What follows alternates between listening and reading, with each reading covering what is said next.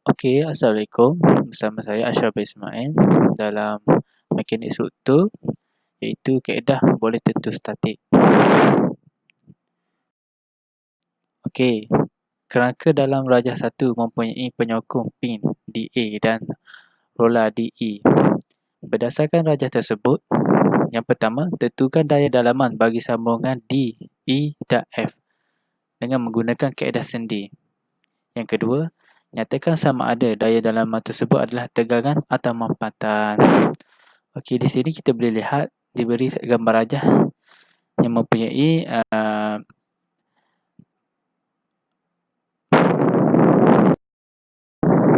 okey, seterusnya ini adalah lukis gambar rajah padang bebas di mana AX dan AY di pin dan daya tindak balas EY di rola.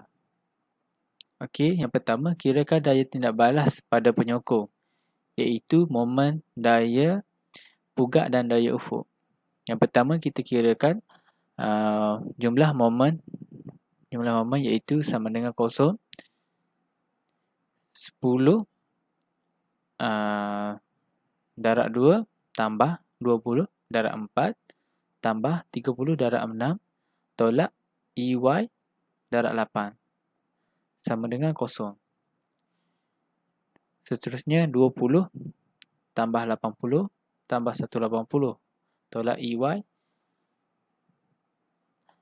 darab dengan 8 sama dengan 0. 280 tolak EY darab 8 sama dengan 0. Negatif EY darab 8 sama dengan negatif 280. Oleh itu, EY sama dengan 35 kN. Okey, seterusnya kita pergi kepada jumlah daya pugak.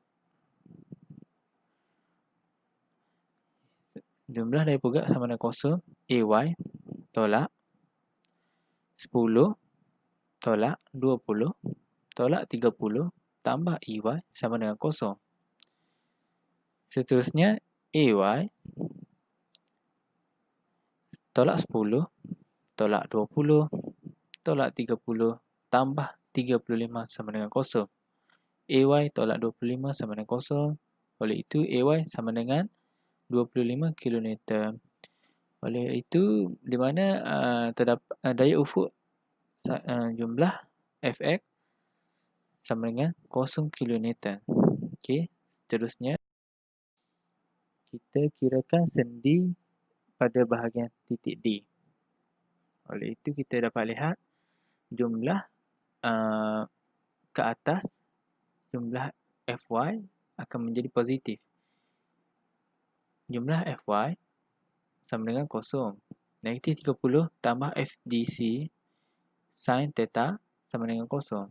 Negatif 30 tambah FDC darab 2/3.5 sama dengan 0. 3.6 ni terdapat pada hasil hipotenus 2 dan 3. FDC darab dengan 2/2/3.6 sama dengan 30. Oleh itu FDC 54 kN yang mana ia dikategorikan sebagai tegangan kerana bernilai positif. Okey, seterusnya kirakan daya ufuk pada sendi D. Jumlah Fx sama dengan 0. FDC cos theta sama dengan FDG sama dengan 0. 54 darab dengan 3/3.6 tambah FDG sama dengan 0. 45 tambah FDG sama dengan 0.